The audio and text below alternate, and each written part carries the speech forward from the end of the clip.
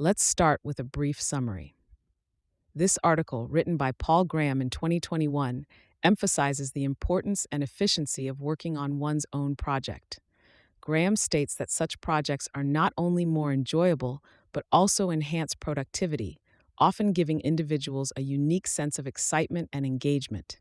He also discusses how this idea varies between children and adults, and how schoolwork usually hinders working on one's own project. Graham argues that working on one's own project is a valuable experience for both adults and children, and that such projects typically bring out an individual's talents and creativity more.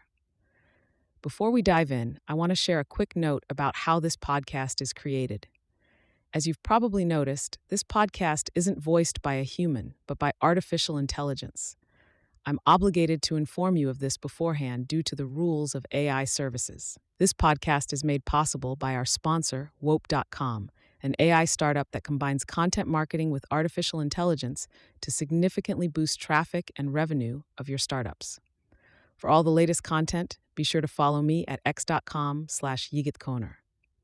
Now let's turn our attention back to the essay. Nanhash, the importance and power of working on your own projects. Original title, A Project of One's Own. Date, June 2021. A few days ago, on the way home from school, my 9-year-old son told me he couldn't wait to get home to write more of the story he was working on. This made me as happy as anything I've heard him say, not just because he was excited about his story, but because he discovered this way of working. Working on a project of your own is as different from ordinary work as skating is from walking. It's more fun, but also much more productive. What proportion of great work has been done by people who were skating in this sense? If not all of it, certainly a lot. There is something special about working on a project of your own. I wouldn't say exactly that you're happier. A better word would be excited or engaged. You're happy when things are going well, but often they aren't. When I'm writing an essay, most of the time I'm worried and puzzled. Worried that the essay will turn out badly, and puzzled because I'm groping for some idea that I can't see clearly enough. Will I be able to pin it down with words? In the end, I usually can if I take long enough, but I'm never sure. The first few attempts often fail. You have moments of happiness when things work out, but they don't last long because then you're on to the next problem. So why do it at all? Because to the kind of people who like working this way, nothing else feels as right.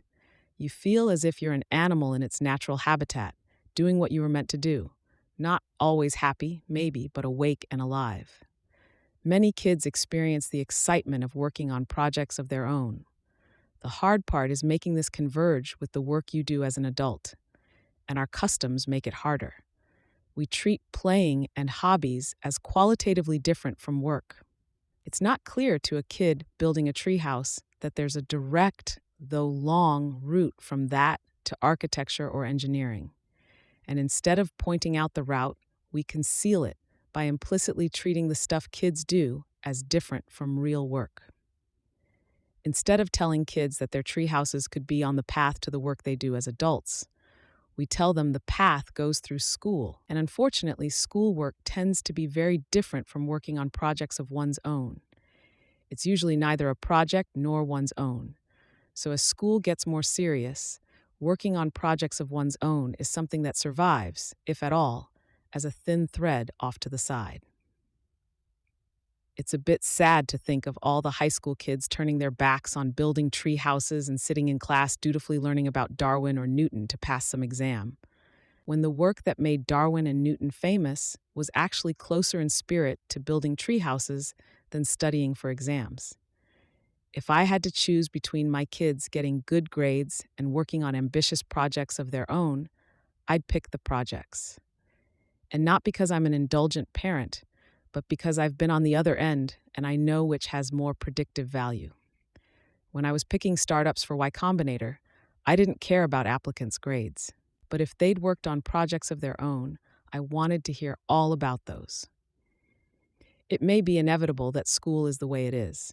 I'm not saying we have to redesign it, though I'm not saying we don't, just that we should understand what it does to our attitudes to work, that it steers us toward the dutiful, plodding kind of work, often using competition as bait, and away from skating. There are occasionally times when schoolwork becomes a project of one's own. Whenever I had to write a paper, that would become a project of my own. Except in English classes, ironically, because the things one has to write in English classes are so bogus. And when I got to college and started taking CS classes, the programs I had to write became projects of my own. Whenever I was writing or programming, I was usually skating, and that has been true ever since. So, where exactly is the edge of projects of one's own? That's an interesting question, partly because the answer is so complicated, and partly because there's so much at stake. There turn out to be two senses in which work can be one's own. One, that you're doing it voluntarily, rather than merely because someone told you to, and two, that you're doing it by yourself. The edge of the former is quite sharp. People who care a lot about their work are usually very sensitive to the difference between pulling and being pushed, and work tends to fall into one category or the other. But the test isn't simply whether you're told to do something. You can choose to do something you're told to do. Indeed, you can own it far more thoroughly than the person who told you to do it. For example, math homework is for most people something they're told to do. But for my father, who was a mathematician, it wasn't. Most of us think of the problems in a math book as a way to test or develop our knowledge of the material explained in each section. But to my father, the problems were the part that mattered, and the text was merely a sort of annotation. Whenever he got a new math book, it was to him like being given a puzzle.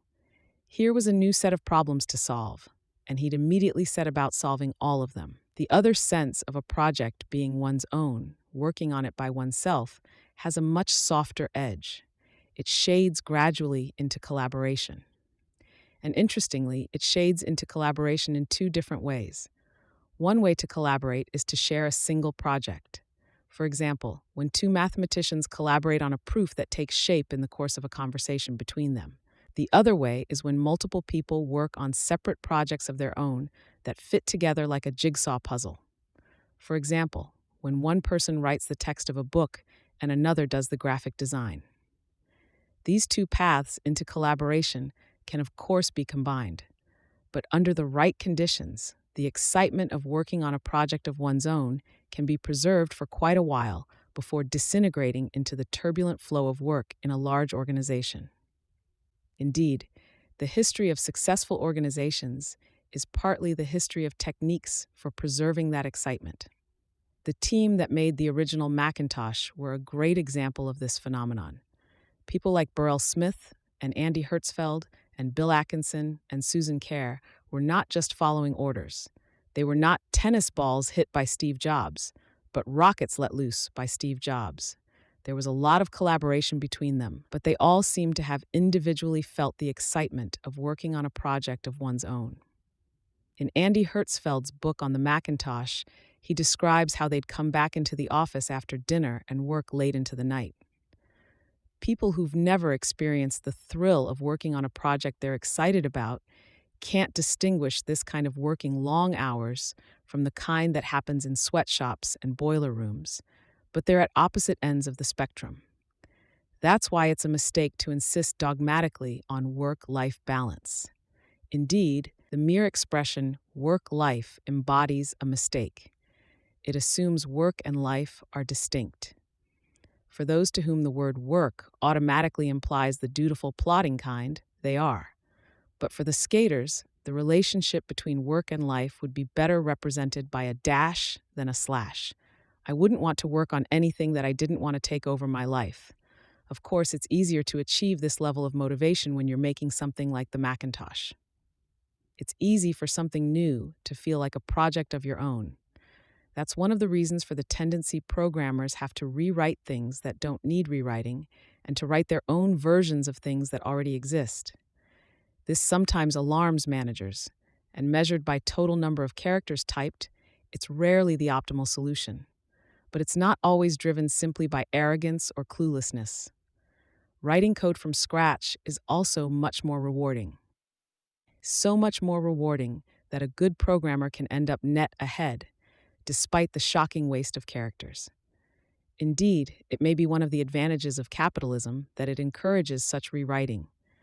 A company that needs software to do something can't use the software already written to do it at another company, and thus has to write their own, which often turns out better.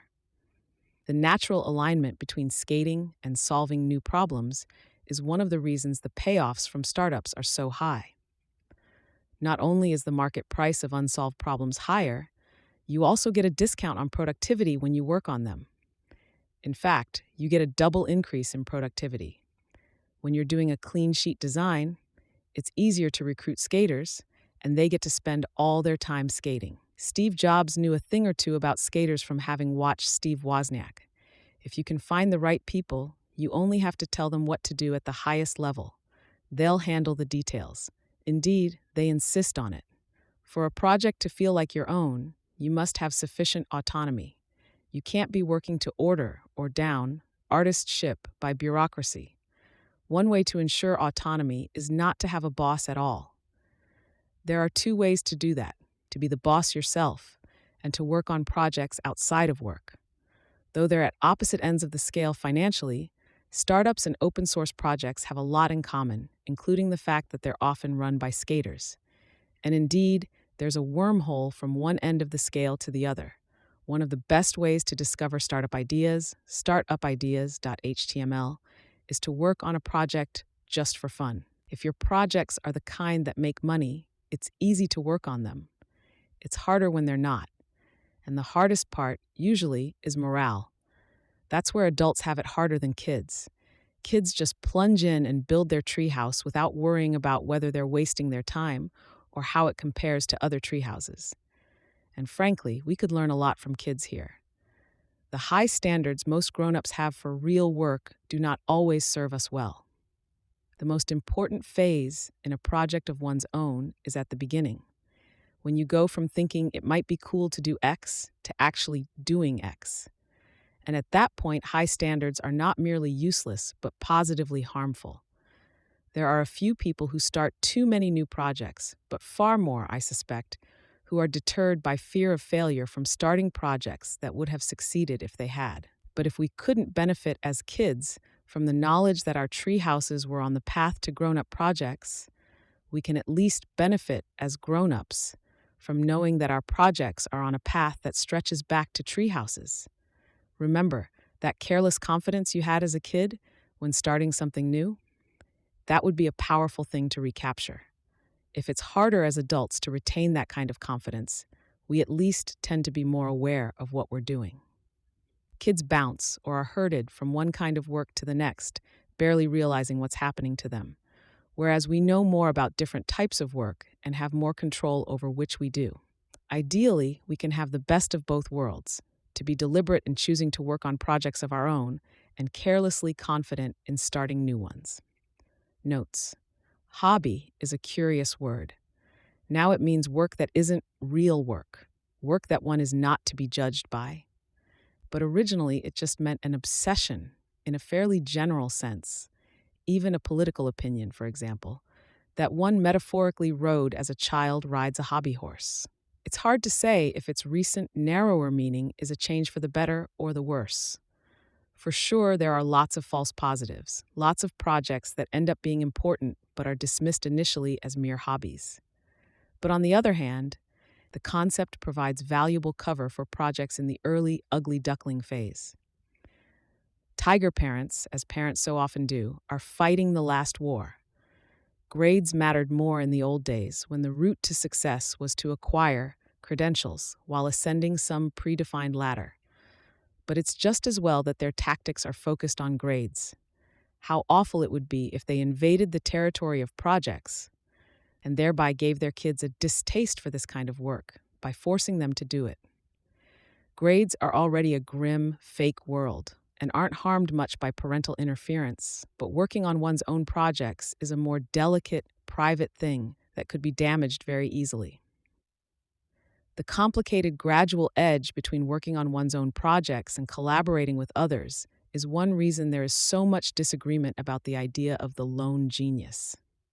In practice, people collaborate or not, in all kinds of different ways, But the idea of the lone genius is definitely not a myth. There's a core of truth to it that goes with a certain way of working. Collaboration is powerful too. The optimal organization would combine collaboration and ownership in such a way as to do the least damage to each. Interestingly, companies and university departments approach this ideal from opposite directions. Companies insist on collaboration and occasionally also manage both to recruit skaters and allow them to skate, and university departments insist on the ability to do independent research, which is by custom treated as skating, whether it is or not, and the people they hire collaborate as much as they choose. If a company could design its software in such a way that the best newly arrived programmers always got a clean sheet, it could have a kind of eternal youth. That might not be impossible. If you had a software backbone defining a game with sufficiently clear rules, individual programmers could write their own players. Thanks to Trevor Blackwell, Paul Buchheit, Andy Hertzfeld, Jessica Livingston, and Peter Norvig for reading drafts of this.